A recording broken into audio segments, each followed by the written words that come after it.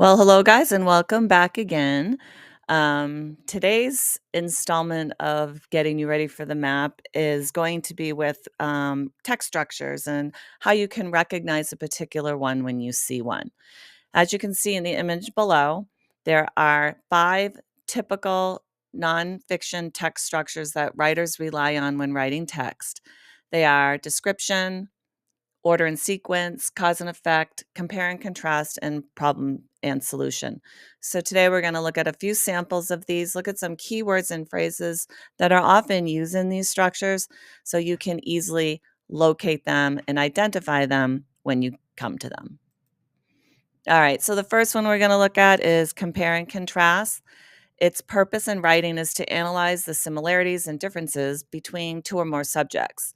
This structure helps readers understand relationships, distinctions, or connections between the topics being compared and contrasted. Below are a few keywords and phrases such as similarly, likewise, in contrast, differently, compared to, etc. Here it is in action. Lifting weights and aerobics are two popular forms of exercise, each with its own benefits. Weightlifting focuses on building strength and muscle mass by lifting heavy objects, which helps increase bone density and boost metabolism. It typically involves shorter, more intense bursts of activities with rest periods in between.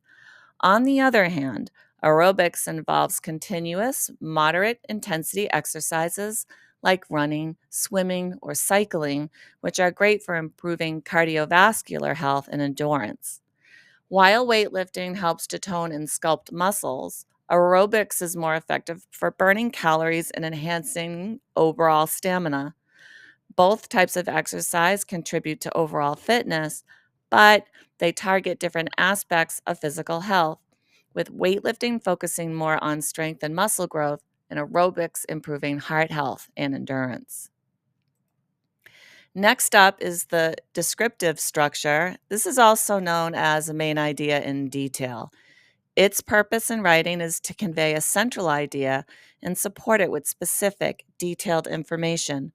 This structure helps readers clearly understand the main point by providing evidence, examples, and elaboration that explain or emphasize the primary concept. Some keywords and phrases that are often seen in this type of structure will depend on the topic being explored, but some regularly used words would be, for example, for instance, moreover, furthermore, in particular, such as, evidenced by, etc. Here's an example of a descriptive structure. Highly processed foods are often convenient and tasty, but they come with several health concerns. These foods are typically loaded with added sugars, unhealthy fats, and artificial ingredients, which can increase the risk of obesity, heart disease, and diabetes. For example, sugary snacks like cookies and chips are high in calories but low in essential nutrients, providing little nutritional value. Additionally, highly processed foods often contain preservatives and additives that can negatively affect the body over time. Moreover, while they may be easy to find and quick to prepare, the long term effects of consuming too many processed foods can be harmful to one's overall health. The next one we're going to look at is cause and effect. Its purpose in writing is to examine relationships between events, actions, or conditions and to explain how one leads to another. It's used to analyze the reasons, causes, something that happens in the results, effects it produces. This structure helps readers understand the connections and the logic behind phenomena, decisions, or situations. Keywords and phrases often associated with a cause and effect structure are because, since, caused by, therefore, brings about, produces, creates, etc. Here is an example of a cause and effect structure. A sedentary lifestyle can have serious long term effects on both physical and mental health. When people spend long hours sitting or lying down with little to no physical activity, it can lead to weight gain and muscle weakness due to decreased calorie burn and poor circulation. Over time, this lack of movement can increase the risk of chronic conditions like heart disease, type 2 diabetes, and high blood pressure. Additionally, a sedentary lifestyle can negatively affect mental health, contributing to feelings of anxiety and depression. This is because physical inactivity reduces the production of mood boosting endorphins. As a result, the more sedentary a person becomes, the higher risk of both physical and mental health problems, making it important to stay active regularly. All right, next up is the problem solution structure. Its purpose is to identify a specific issue and propose one or more solutions to address it. This structure is used to inform, persuade, or encourage action by analyzing the problem, evaluating its impact, and presenting actionable recommendations or strategies for resolution. Keywords and phrases often associated with this structure are solution, resolution, suggestion, recommendation, improves, mitigates, eliminates, to address this, etc. Here's an example of problem solution. The obesity problem in America has become a major health crisis, with millions of people affected by poor eating habits and a lack of physical activity. One of the main causes of this problem is the widespread availability of cheap, unhealthy food, which is high in sugars, fat, and calories, but low in nutrients. Additionally, many people lead sedentary lifestyles, spending long hours sitting at desks or in front of screens, which further contributes to weight gain. A possible intervention to this problem involves promoting healthier food options such as fresh fruits, vegetables, and whole grains, while reducing the availability of processed fast food. Encouraging physical activity is equally important, with schools and workplaces offering more opportunities for exercise, such as fitness programs or walking breaks. By addressing both nutrition and physical activity, the obesity epidemic can be eliminated more effectively, leading to healthier lifestyles for future generations. All right. And last but not least, we have chronological or sequencing text structure. Its purpose is to present events, steps, or processes in the order in which they occurred or should occur. This structure helps readers follow a clear logical sequence and understand the progression over time, actions, or events. Words typically associated with this structure are first, second, third, when, while, meanwhile, yesterday, at that time, in the past, last year, etc. Here is an example of a chronological sequence structure. Over the years, health trends for losing weight in the United States have evolved significantly, reflecting changes in societal attitudes and scientific discoveries. In the 1960s and 1970s, fad diets like the grapefruit diet and the cabbage soup diet became popular, promising quick results with little to no focus on long term health. By the 1980s, the emphasis shifted towards low fat diets, with the belief that reducing fat intake would be the key to weight loss. However, this trend began to change in the 1990s when low carb diets, such as the Atkins diets, gained popularity, suggesting that cutting carbs was the best way to lose weight. In the 2000s, the rise of fitness culture and programs like Weight Watchers and Biggest Loser led to an increase in both diet and exercise based approaches to weight loss. More recently, intermittent fasting and keto diets have become trendy, with claims of faster weight loss through specific eating windows or high fat, low carb eating plans. As of today, this trend is leaning toward a more balanced approach that combines sustainable diet changes with regular physical activities, along with a focus on mental well being and long term health.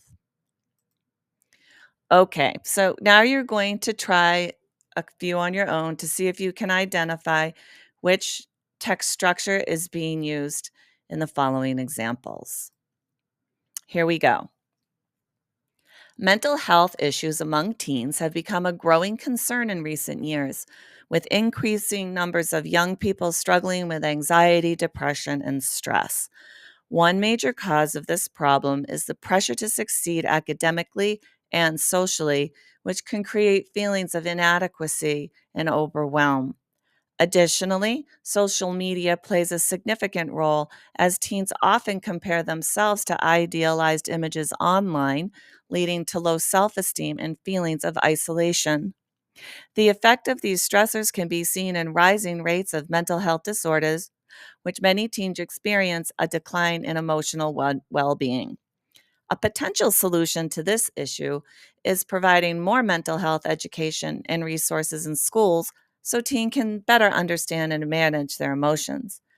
Encouraging open conversations about mental health and reducing the stigma surrounding it can also help teens feel more comfortable seeking help.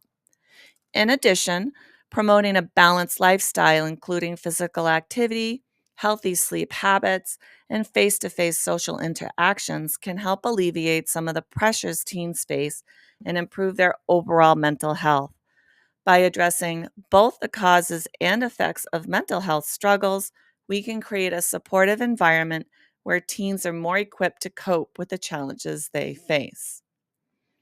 So, step back, and what text structure do you think is being used here? The answer is problem solutions. So, highlighted in yellow were some of the key words and phrases often associated with problem solution. Highlighted in pink is a few phrases that might have thrown you off to think this could have been a compare and contrast or cause and effect structure. But as you can see, overall, this is designed using the problem solution structure. All right, we're going to try just one more. Club sports for teens have undergone significant changes over the past few decades, evolving from casual community based activities to highly competitive programs. In the 1980s and early 1990s, youth sports were mostly organized by local recreational leagues or schools. These leagues focused on participation and fun, with little pressure on athletes to specialize or train year round. Teens typically played a variety of sports, often switching between different activities each season.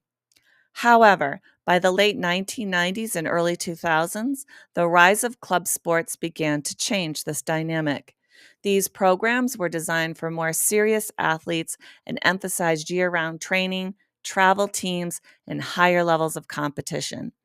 As the popularity of club sports grew, more teens started specializing in one sport at a younger age with the goal of securing college scholarships or competing at national levels. Today, club sports are a major part of the athletic landscape, with many teens dedicating a significant portion of their time to training and competition. While this shift has led to greater opportunities for elite athletes, it has also introduced challenges, such as the increased pressure and the risk of burnout. Over time, the focus of youth sports has shifted from fun and community involvement to specialized training and competition, changing the way teens engage in athletics. So take a moment and reflect which structure this paragraph was written in.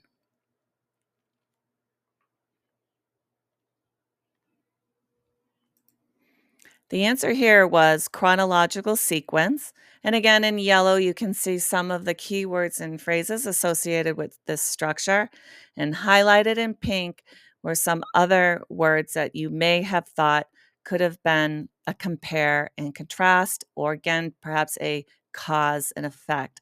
But overall, the entire structure was in chronological order and sequence.